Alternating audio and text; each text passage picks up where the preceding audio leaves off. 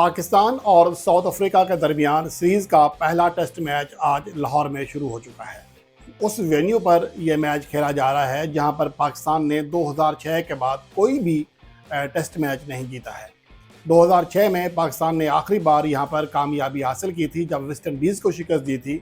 उसके बाद पाकिस्तान टीम या तो यहां मैच ड्रा कराती रही या फिर पाकिस्तान को शिकस्त का सामना करना पड़ता रहा।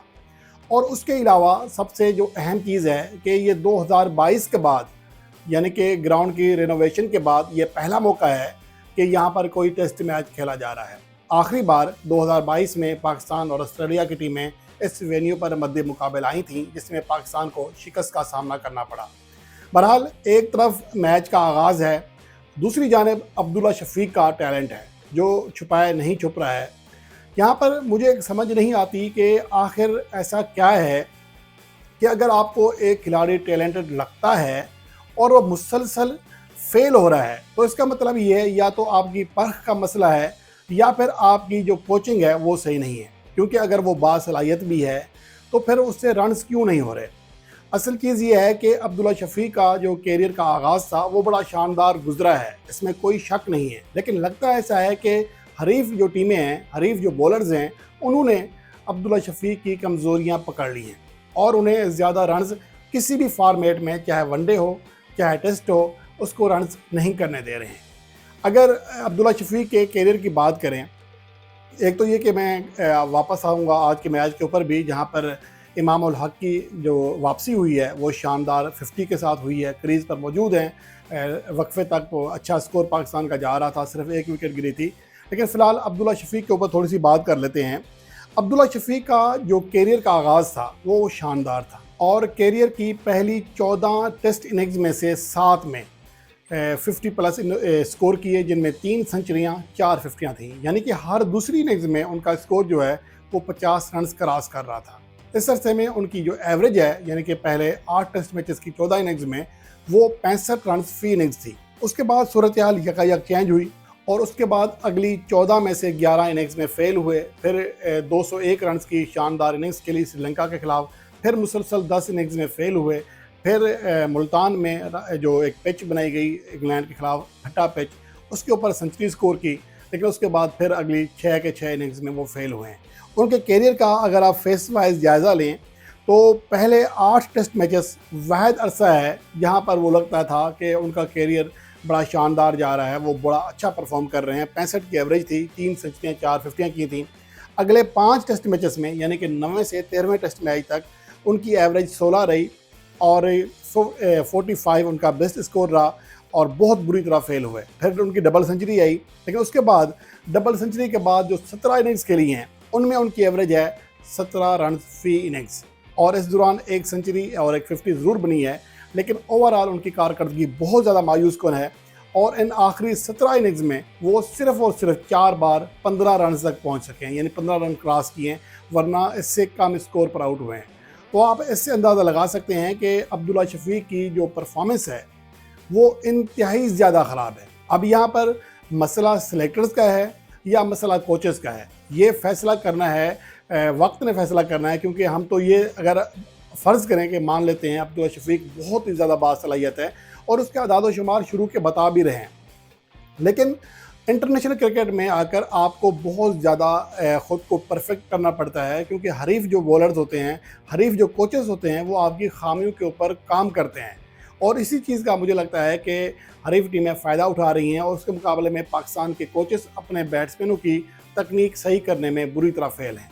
और ऊपर सोने पे सुहागा ये है कि अगर कोई खिलाड़ी अपनी तकनीक बेहतर नहीं कर पा रहा है, रन्स नहीं कर पा रहा है, तो बजाय इसके कि आप उसको ड्रॉप करके डोमेस्टिक क्रिकेट खेलने का कहें, नेशनल हाई परफॉर्मेंस सेंटर में अपनी खामियां दूर करने का कहें, इसके बजाय वो उन्हें मुसलसल टीम में सिलेक्ट करते हैं। इसकी वजह से ना सिर्फ खिलाड़ी का एतमाद ख़राब होता है बल्कि टीम की परफॉर्मेंस भी ख़राब होती है।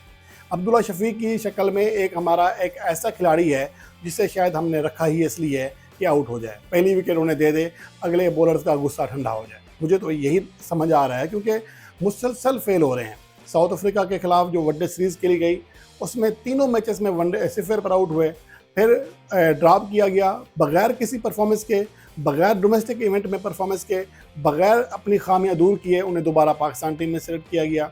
फिर दौरा न्यूजीलैंड में फ्लॉप हुए, फिर दौरा वेस्ट इंडीज़ में नाकाम हुए और अब उन्हें फिर टेस्ट सीरीज़ में शामिल कर लिया गया है। तो ये चीज़ें हैं जो कि मुझे लगता है कि सिलेक्शन जो है इस हवाले से अपना किरदार अदा नहीं कर रही है, कोचेस भी किरदार अदा नहीं कर रहे हैं।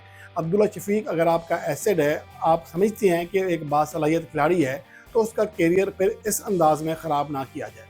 बहरहाल आज का अगर मैच देख लें तो पहले सेशन में पाकिस्तान टीम हावी रही। शान मसूद ने, इमाम उल हक ने शानदार बैटिंग की। लंच तक पाकिस्तान ने 107 रन्स किए थे और इमाम उल हक ने शानदार 50 स्कोर की। लंच के बाद का जो खेल है वो जारी है, जिसमें अभी तक शान मसूद 50 के बहुत करीब पहुंच चुके हैं, 48 रन्स पर खेल रहे हैं, जबकि 61 पर इमाम उल हक खेल रहे हैं। इमाम उल हक आपका वो प्योर टैलेंट था जिसको आपने महज इमाम उल हक का भतीजा होने की वजह से आपने उसके साथ ज़्यादती की। उसे सिर्फ इस वजह से टारगेट किया गया कि ये सिफारशी है, पर्ची है। हालांकि अपने कैरियर के पहले 9 वनडे मैचेस में 4 सेंचुरियां जड़ चुका था। आपने उस प्लेयर के साथ ज़्यादती की। बहरहाल वक्त बदलता है और जो टैलेंट है वो छुपाए नहीं छुपता। अगर इमाम उल हक के अंदर टैलेंट है तो वो इंग्लैंड के वनडे कप में परफॉर्मेंस देकर भी पाकिस्तान टीम में सिलेक्ट हो रहे हैं। लेकिन दूसरी जानिब जो अब्दुल्ला शफीक का टैलेंट है वो एक राज है जो सुनने में तो आता है लेकिन देखने में नहीं आ रहा। अब देखना यह है कि इसके बाद पाकिस्तान के सिलेक्टर्स आगे क्या सोचते हैं, क्योंकि कामरान गुलाम आपके पास एक ऐसा खिलाड़ी है जो आपकी डोमेस्टिक क्रिकेट में परफॉर्मेंस देकर आता है। अब्दुल्ला शफीक की परफॉर्मेंस डोमेस्टिक इवेंट्स में भी नहीं है, यानी कि उनकी तकनीक के अंदर बहुत ज़्यादा खामियां मौजूद हैं। और यही वो चीज़ है जो कि मुझे लगता है कि पाकिस्तान के सिलेक्टर्स, पाकिस्तान की टीम मैनेजमेंट मिस कर रही है। सिर्फ अपनी हाँ में हाँ मिलाने वाले प्लेयर्स को सिलेक्ट किया जाता है, चाहे उनकी कारकर्दगी कितनी ही ख़राब क्यों ना हो। इसकी बड़ी मिसाल पाकिस्तान का T20 स्क्वाड है, जिसमें हम हमेशा स्ट्राइक रेट के ऊपर बात करते रहे कि 129 वाला स्ट्राइक रेट हमें काबिल कबूल नहीं है, लेकिन हम 111, 110 के स्ट्राइक रेट को कबूल कर रहे हैं। उन्हें इंटेंट का नाम दे रहे हैं, उन्हें तसलसल का नाम देकर आगे चलकर भी मौका देने की बात कर रहे हैं।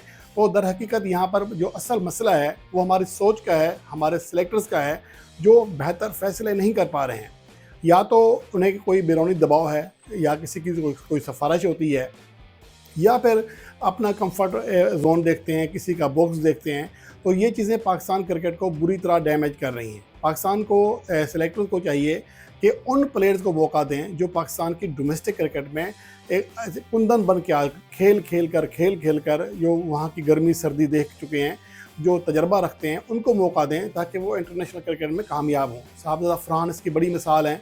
वो मुसलसल परफॉर्मेंस दे रहे थे पाकिस्तान के डोमेस्टिक इवेंट्स में, लेकिन उन्हें तवातर के साथ मौके नहीं मिले, और जब मौके मिले तो उसने परफॉर्म किया। इंडियन टीम के खिलाफ 2 50 स्कोर की। गो के वो उस अंदाज में वो भी अपना टैलेंट ज़ाहिर नहीं कर सके, लेकिन ओवरऑल वो अपना कुछ ना कुछ साबित करने में कामयाब रहे। कम से कम अब्दुल्ला शफीक जैसों से काफ़ी बेहतर है। अब्दुल्ला शफीक वो पैराशूटर है जो फौरी तौर पर पाकिस्तान टीम में आ गया सिर्फ 1 से 2 सीज़न खेलने के बाद।